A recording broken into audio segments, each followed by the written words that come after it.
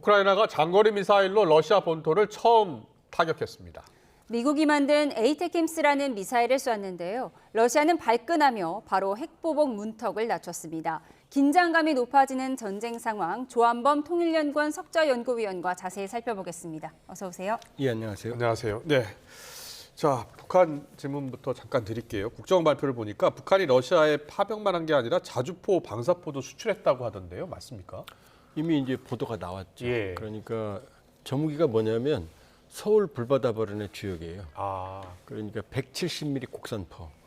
그러니까 1978년에 처음 식별됐는데 1989년에 다시 이제 개량을 한 거거든요. 예, 예. 그 사거리가 한 60km 됩니다. 아, 그다음에 이제 240mm 신형 방사포. 올해 예. 김정은이 거기 자주 갔어요. 그랬군요. 예. 그런데 요거는 사거리가 자기들 말로는 67km 나왔다고 그러거든요. 아, 그럼 지금 전장을 지배하는 게 뭐 드론도 나오고 막 그러지만 사실은 포가 제일 중요하거든요. 예. 네. 그러니까 우크라이나는 155mm, 러시아는 152mm를 쓰는데 이 사거리가 한 3에 40이거든요. 근데 지금 60km짜리가 갔거든요.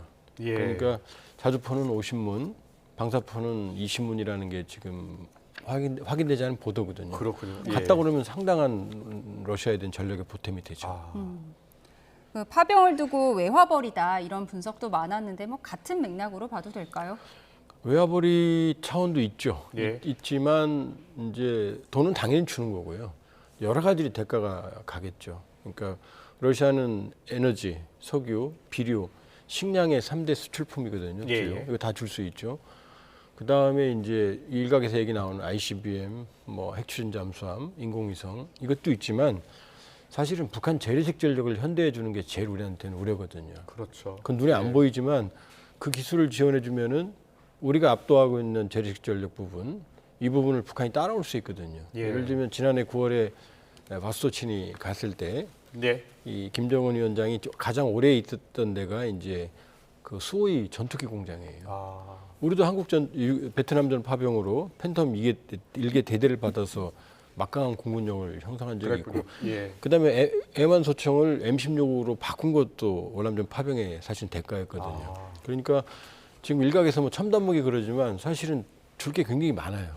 그렇군요. 북러 밀착이 갈수록 더 강화되는 모습인데 오늘 국정원 발표를 보니까 김정은 위원장이 러시아 또 방문할 것 같다고 하네요.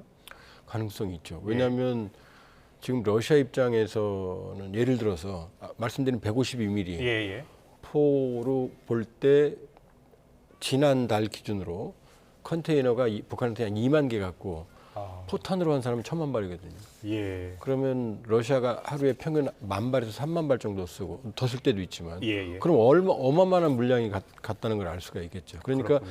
북러 밀착의 지금 최전성기다. 예. 러시아는 전쟁 수행 능력의 상당 부분을 북한에게 의존하고 있고 북한은 고립무원에서 지금 출구를 찾은 거거든요. 예. 그러니까 다시 간다고 해도 하나도 이상할 게 없죠. 그렇군요. 예. 네. 공격 소식을 좀 자세히 보겠습니다. 우크라이나가 러시아 본토에 미사일 쏜 게 이제 어제 밤인데요. 본토 공격은 처음이잖아요. 본토 공격은 처음은 아니고요. 예. 좀 자세하게 말씀을 드리면 네. 네. 이 지난해 10월에도 브리안스크는 공격한 적이 있어요. 아, 그랬군요. 드론으로. 예. 확인은 안 됐지만 예, 예. 근데 크림반도 같은 경우는 이제 우크라이나 영토였는데 러시아가 점령해 여기는 이제 자주 공격을 했고 예. 지금 공격한 건 뭐냐면은 미국이 지원한 무기로서 러시아 본토는 처음인 겁니다. 지도 좀 보여주세요. 예, 그러면은 이 브리안스크는 지금 러시아의 중요한 아, 저희가 이제 쿠르스크 바로 옆이거든요. 네. 예, 예. 그럼 왜 저길 때렸냐? 아, 지금 쿠르스크로 오는 탄약 기지가 바로 저기 있거든요. 예. 네. 그러니까 사거리 300km인 에이테킴스가 왜 무섭냐면 지금까지는 러시아 영토 내에서는 저 장거리 무기를 사용을 못 하게 했거든요. 예. 장거리는 아니죠. 단거리인데 네. 어쨌든 간에 저 전장에서는. 그런데 지금 저 쿠르스크 검게 칠한 부분에 전투가 벌어지고 있는데 그동안은 우크라이나가 거기밖에 못 썼거든요. 저희가 이제 북한군이 파병된 곳이잖아요. 거기서도 못 썼어요. 이 수미 안쪽에만 그 우크라이나 영토만 썼는데 이제 그 브란스크 주까지 때려버렸으니까 저 범위에 있는 후방 기지는 다 때릴 수 있거든요. 예. 그러면 그러니까 우크라이나로서는 전략적으로 상당한 이점이 발생한 거죠. 그 에이테킴스가 어떤 미사일이에요? 에이테킴스는 이제 M170 MLRS 다연장인데요. 네. 이게 227mm 방사포, 그러니까 다연장이죠. 자료화면 좀 예, 보여주세요. 12발이 들어가요. 12발. 그런데 12발이 있는데 6발짜리 포드 2개가 실려 있거든요. 예. 근데 여기에는 에이테캠 실으면 1발씩 들어갑니다. 그러니까 M270 에메랄스는 2발이 들어가고 지금 미국이 전 하이마스는 경량화됐기 때문에 포드가 하나거든요. 우리나라도 있죠. 있죠. 예. 저게 이제 강철비의 주역인데 저게 이제 단일 탄두도 있을 수 있지만 저 안에 이제 집속탄을 쓰면 수류탄이 무려 950개가 들어갑니다. 그 수류탄 한 발의 살상 범위가 15m거든요. 예, 예. 950개 수류탄이 하늘에서 떨어지니까 정말로 축구장 서너 개, 그러니까 반경 한 700m 정도는 초토화되는 거죠. 그러니까 러시아로서는 끔찍한 무기다 이렇게 볼 수 있죠. 예. 지금 우크라이나가 보유한 주요 미사일 표를 보여드리고 있는데 좀 비교를 한번 해볼까요? 그러니까 이제 말씀드렸던 곡사포가 이제 155mm거든요. 예. 말씀드린 40km. 저 하이마스는 227mm. 그러니까 에이테킴스하고 하이마스는 이 발사 차량이 같아요. 그러니까 하이마스는 M270 에메랄스를 경량화시킨 거고, 예. 그러니까 그 고기동 고속 차량이라는 얘기입니다. 제 얘기가. 그러니까는 저 하이마스에도 에이테킴스를 쓸 수 있어요. 예, 예. 근데 지금 80km라는 얘기는 227mm 로켓을 쐈을 때 80km라는 얘기고, 예. 에이테킴스를 하이마스나 아니면 M270 에메랄스에 실게 되면은 사거리가 300이거든요. 그렇군요. 그러니까 예. 쿠르스크 전장에 투입이 된다 그러면은 러시아는 300km 이내까지는 훨씬을 걸릴 수가 없죠. 그동안 미국이 저 미사일을 저 전장에서는 쓰지 못하게 했는데 입장을 바꿨잖아요. 예, 예. 바꾼 이유가 어디에 있었죠? 북한입니다. 북한 이제 마크롱 대통령도 오늘 그런 얘기를 했고 보도에 따르면 예, 예. 북한군이 명분을 줬다. 왜냐? 북한군이 들어오면서 전쟁의 균형추가 지금 달라졌거든요. 아. 그 균형추를 맞추기 위해서 이제 에이테킴스를 사용하게 해줬는데 예. 제가 보기에는 일단 북한군 쪽에만 사용하게 했던 것 같은데 예, 제 예, 판단입니다. 근데 이제 우크라이나가 선제적으로 이제 러시아군 후방 탄약고를 때렸다 이렇게 봐야겠죠. 네. 그렇군요. 예. 유럽도 같은 이유로 장거리 미사일 사용을 승인을 했잖아요. 승인하는 움직임이 있는데 이름이 스톰 섀도우라고 해요. 이 미사일은 어떤 건가요? 이게 더 무섭습니다. 왜냐하면은 이제 프랑스하고 영국이 공동으로 개발한 게 아. 이제 공대지 미사일입니다. 네. 예, 예. 근데 저건데요. 예. 저게 이제 이 영국명으로는 스톰 섀도우, 예. 프랑스 말로는 이제 스칼프거든요. 저게 근데 전투기에서 쏘는 거예요? 그렇죠. 예. 근데 저건 560km예요. 아, 근데 이제 그거 기네요. 수출용은 220km인데 문제는 뭐냐? 지금 쿠르스크 우크라이나 국경에서 모스크바까지 짧은 데는 한 500km밖에 안 되거든요. 네. 그럼 우크라이나 전투기가 러시아 영공에 들어가 버리면 모스크바를 때릴 수 있다는 얘기죠. 그렇군요. 그러니까 예. 에이테킴스보다 더 무서운 게 사실은 저 스톰테이저하고 스칼프거든요. 저거면은 사실 모스크바에 있는 주요 목표를 때릴 수 있거든요. 그렇군요. 예. 러시아가 바로 이제 대응에 나섰는데 핵무기 그 사용 범위를 더 넓힌 거예요. 그러니까 문턱을 더 낮춘 거예요. 예. 어떤 내용이에요, 정확히?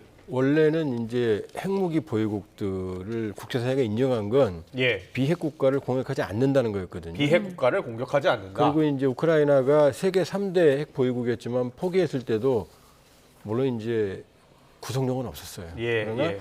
어쨌든 공격하지 않는다고 약속했거든요. 근데 지금 교류를 개정해서 어떻게 했느냐? 핵 보유국이 지원하고 있는 국가도 공격할 수 있다. 아. 지금 나토와 미국이 우크라이나를 지원하니까 예. 이제 우크라이나를 때리겠다 얘기인 거죠. 그러니까 예, 예. 사실은 푸틴으로서는 절박한 상황입니다. 왜냐? 예. 푸틴이 전장에 우세에 있지만 지금 무기의 사거리만 제한해줘도 지금 쪼그라드는 게 지금 러시아의 군사력이거든요. 예. 그러니까 지금 북한군을 끌어들이니까 균형추를 막히기 위해서 드디어 맞추기 위해서 서방과 미국이 이제 장거리는 아니지만 장거리 공격 허용해 준 거죠. 그러니까 이게 물론 이제 저 에이테킴스나 이런 미사일이 아주 많은 건 아니에요. 제한돼 있어요. 예. 그러나 저게 본격적으로 쓰인다 그러면은 이 전쟁의 양상이 달라질 수가 있고 또 하나는 지금 파병된 폭풍 군단 같은 경우는 기갑 장비가 없거든요. 예. 그러니까 집속탄 같은 게 매우 취약해요. 네. 그러니까 만일에 북한군에게 저게 사용이 된다 그러면은 괴멸적인 타격을 입을 가능성이 있죠. 그렇군요. 예. 3차 대전 가능성까지 언급을 했잖아요. 그거는 이제 과장이죠. 그냥 우크라이나하고 과장인가요? 싸우는데도 네. 그 허겁지겁 지금 힘든 상황에서 그만큼 지금 예민하다는 거죠. 예. 그런데 저 러시아 핵 교리 내용을 저희가 변경된 내용을 보니까요. 저게 비핵 보유국뿐만 아니라 그 비핵 보유국을 지원한 국가, 그러니까 미국을 겨냥했다라는 이야기 나오거든요. 근데 이제 저게 이 공동 공격으로 간주한다는 얘기는 뭐냐면 예, 예. 물론 저기도 좀 숨어 있습니다. 지금 주어는 비핵 보유국입니다. 네. 그러니까는 비핵 보유국이 핵 보유국의 지원을 받아서 공격해 오면 예. 이 둘이 동시에 공격으로 간주하겠다. 그렇죠. 그러니까 우크라이나는 비핵 국가지만 공격한다. 예. 그런데 그 지원하는 국가도 이 공격 대상으로 간주한다 이 얘기거든요. 그렇죠. 그러니까 지금 핵 전쟁을 지금 강조하는 건데 미국의 입장은 뭐 차분합니다. 예. 예견됐던 거다. 예견됐던 예. 거다. 젤렌스키 대통령 특사단이 다음 주 방한할 예정이라고 해요. 우리한테 무기 지원 요청하지 않을까요? 당연히 하겠죠. 예. 여러 가지 하겠죠. 여러 가지 무기 지원부터 시작해서 여러 가지 협력 체계를 이제 주 목적은 지원의 확대일 겁니다. 예. 지원의 확대. 그러나 지금 현재 상황에서는 우리가 살상 무기를 지원하는 명분도 예. 그다음에 신뢰도 지금 있는 상황은 아니에요. 네. 현재는 이미 북한군 파병에 대한 협력 체계를 구축하는 단계다.